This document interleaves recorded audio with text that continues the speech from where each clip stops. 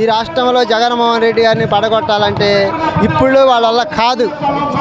కాబట్టి ఈ చిత్రం ఇవన్నీ కూడా పోడయ్యి ఈ జగన్మోహన్ రెడ్డి గారి మీద కుట్రాలు తెలిసి ఇన్ని పథకాలు పెడుతున్నా కానీ వీళ్ళందరూ ఈ మధ్య దాకా తిని పందికొక్కులాగా మెక్కి పవన్ కళ్యాణ్ ఒకడు జగన్మోహన్ చంద్రబాబు ఒకడు వీళ్ళందరూ కూడా ఎన్నో చేసి ఈయన పడగొట్టాలని చూస్తున్నారు.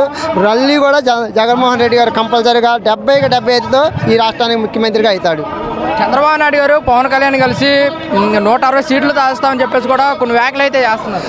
అసలు 160 కాదు, పవన్ కళ్యాణ్కి మళ్ళీ ఒక్క సీటు కూడా రాదు. పవన్ కళ్యాణ్ కాదు, చంద్రబాబు నాయుడు కూడా ఈసారి ప్రతిపక్షంలో కూడా ఉంటానికి ఉండదు. చంద్రబాబు నాయుడు గారికి ప్రతిపక్షంలో కూడా ఉంటానికి ఉండదు. ఆయనకు ఉంటే అట్టెందుకు గడగడ చెబుతూ ఉంటాడు. పప్పుని పంపించి పప్పుతో పాటు ఆయన కూడా రావచ్చుగా పచ్చడి కలుపుకోవడానికి.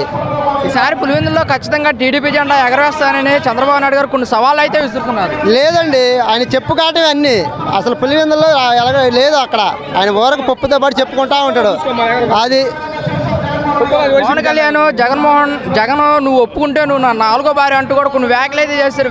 అదవ మాటలు మాట్లాడుతున్నారు పవన్ కళ్యాణ్. జగన్మోహన్ రెడ్డి 4వ భార్య అంటే వాడు ఒక నాయకుడేనా? అసలు ఒక నాయకత్వం తెలుసా అతనికి? పవన్ కళ్యాణ్కి నాయకత్వంగా చేసేవాడైతే అలా మాట్లాడతారా? అసలు అది పద్ధతి సభలో పద్ధతిగా మాట్లాడేవాడేనా?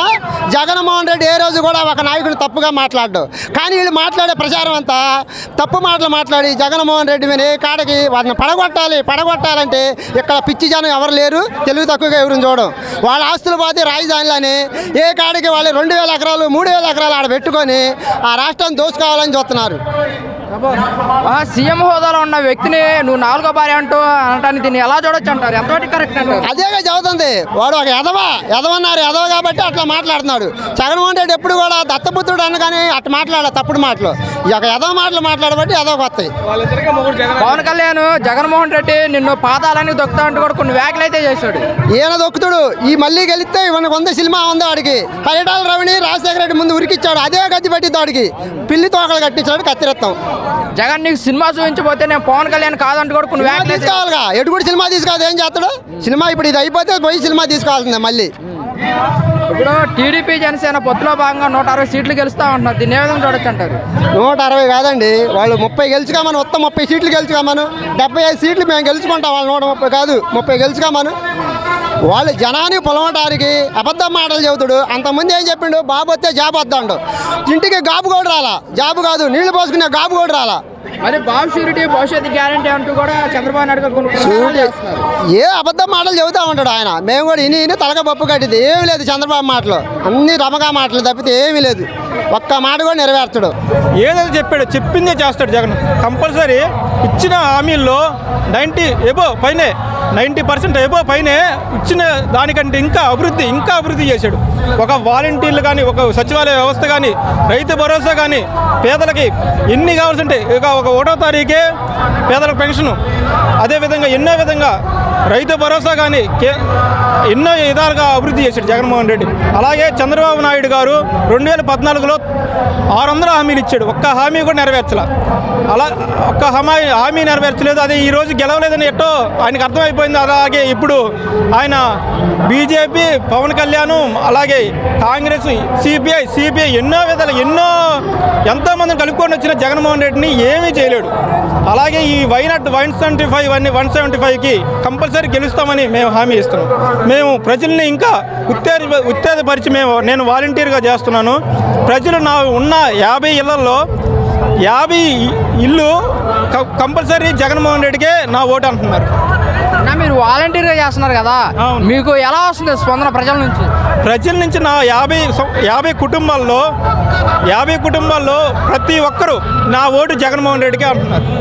ఎందుకని అంత నమ్మకం చెప్తున్నారు? నమ్మకం కంటే ప్రజలు ఆ విధంగా అభివృద్ధి పొందారు. జగన్మోహన్ రెడ్డి పరిపాలన అనేది ప్రతి కుటుంబంలో ప్రతి ఒక్కరికి సంక్షేమం అనేది జగన్మోహన్ రెడ్డి సంక్షేమం. ప్రతి ఒక్క కుటుంబానికి ప్రతి ఒక్కరికి చేరవేయడంలో వాలంటీర్ పాత్ర నేను బాగా చేశాను. వాళ్ళు కూడా నా ద్వారా జగన్మోహన్ రెడ్డి ద్వారా సుపరిపాలన బాగుంది. కంపల్సరీ జగన్మోహన్ రెడ్డికే నా ఓటు అంటున్నారు. వాలంటీర్స్ కూడా గతంలో చంద్రబాబు నాయుడు గారు కానీ పవన్ కళ్యాణ్ కానీ దూషించారు. ఇప్పుడు మళ్ళీ మా ప్రభుత్వం అధికారంలోకి వస్తే వాలంటీర్లు కొనసాగిస్తామంటున్నారు. దీన్ని ఏ విధంగా చూడొచ్చు? ఒక చంద్రబాబు నాయుడు అనేవాడు అందితే కాళ్ళు లేకపోతే జుట్టు అనే వ్యక్తిత్వం అనేది చంద్రబాబు నాయుడు గారిది. ఆయన మాట ప్రజలు నమ్మేటట్టుగా అసలు లేరు. ఆయన 14 సంవత్సరాలు సీఎంగా చేసి ఒక్క పరిపాలన ఒక్క విషయంలో కూడా జనాలకి ఈ మేలు చేశాననేది ఒక్క పథకం కూడా లేదు. అదే జగన్మోహన్ రెడ్డి గారు నవరత్నాల ద్వారా ప్రతి ఒక్కరికి ఇంటికి వెళ్ళి ప్రతి ఇంటికి వెళ్ళి ప్రతి సంక్షేమం అనేది ఇంటికే చేరవేశాడు. అది ఈసారి ఖచ్చితంగా పులివెందులో టీడీపీ జెండా ఎగరవేస్తానని చంద్రబాబు నాయుడు గారు కొన్ని సవాళ్ళు అయితే విసురుతున్నారు. పులివెందుల్లో మెజార్టీ అనేది పెరగడమే కానీ తగ్గేదిగా అస్సలు లేదు. ఎందుకనంటారు? ఎందుకంటే జగన్మోహన్ రెడ్డి పరిపాలన అనేది అలాగుంది. జగన్మోహన్ రెడ్డి ద్వారా పొందిన మేలు అనేది జగనల్లో అట్లా ఉందన్నమాట. ఈసారి టీడీపీ జనసేన కలిసి పొత్తులతో వస్తున్నారు కదా, ఈసారి వైసీపీ ప్రభుత్వాన్ని భూస్థాపన చేపిస్తానని ప్రతిపక్షాలు అయితే కొన్ని సవాళ్ళు ఇస్తున్నాయి. డిపాజిట్లు తెచ్చుకోమని చాలు, డిపాజిట్లు కల్లంతు ఈసారి డిపాజిట్లు తెచ్చుకుంటే చాలు, ఇక అంతే. పవన్ కళ్యాణ్ నువ్వు ఒప్పుకుంటే జగన్ నువ్వు ఒప్పుకుంటే నువ్వు నా 4వ భార్య అంటూ కూడా కొన్ని వ్యాఖ్యలు అయితే చేశాడు. 4వ భార్య ఆయన ఈ ఎలక్షన్ అయిపోగానే మళ్ళీ 5వ భార్యను 6వ భార్యను అందరం చేర్చుకుంటూ ఉంటాడు. అతని మాటలు ఆయన ముందు సీఎం మామూలుగా అతన్ని ముందు ఎమ్మెల్యే గెలవమని చాలు, ఎమ్మెల్యే కాదు కార్పొరేటర్గా గెలవమని చాలు, అంతే చాలు. మాకు ఎవడో రూపాయి లేదండి. ఇగో సొంత డబ్బులు కూడా ఇక సొంత డబ్బులు పెట్టి వచ్చామండి. ఇగో సొంత డబ్బులతో వచ్చాం. మేము డబ్బు కాసి పడేవాళ్ళు కాదండి, మరి ఒరిజినల్ వైఎస్ఆర్సీపీ అండి. పవన్ కళ్యాణ్ లాగా చంద్రబాబు లాగా బిర్యానీ ప్యాకెట్లకి ముందుకు ఆశపడి వచ్చే క్యాండిడేట్లు కాదు మేము, ఒరిజినల్ వైసీపీ. ఇగో డబ్బు మా సొంత డబ్బు పెట్టి మేము వచ్చాం. అది Janasena TDP BJP CPI CPM అన్ని పార్టీలు కలిసి వస్తున్నాయి. ఒక జగన్మోహన్ రెడ్డి గారిని ఓడించడానికి దీన్ని ఏ విధంగా చూడొచ్చు అంటారు? నెత్తి మీద ఇంటికి కూడా బేకలేరు. నెత్తి మీద జగన్మోహన్ నెత్తి మీద ఇంటికి కూడా బేకలేరు. ఎందుకంటే నమ్మకం, అది జగన్మోహన్ రెడ్డి అంటే నమ్మకం. అది జగన్మోహన్ రెడ్డి ఈసారి పులివెందులో టీడీపీ జెండా ఎగరేస్తానని చంద్రబాబు నాయుడు గారు కొన్ని సవాళ్ళు అయితే అసలు చంద్రబాబు లేదు, ఆంధ్రప్రదేశ్లో చంద్రబాబు జనసేన లేదు. ఎన్ని పార్టీలు కానీ జగన్మోహన్ రెడ్డి ఇంటికి కూడా బేకలేరు. అది మరి ఈసారి జనసేన టీడీపీ కలిసి వైసీపీ ప్రభుత్వం భూస్థాపితం చేపిస్తా అంటున్నారు. చేయడం వాళ్ళ కాదు, వాళ్ళ కాదు. ఎందుకంటే జగన్మోహన్ రెడ్డి మంచి అభివృద్ధి పనులు చంద్రబాబు మోసగోడు.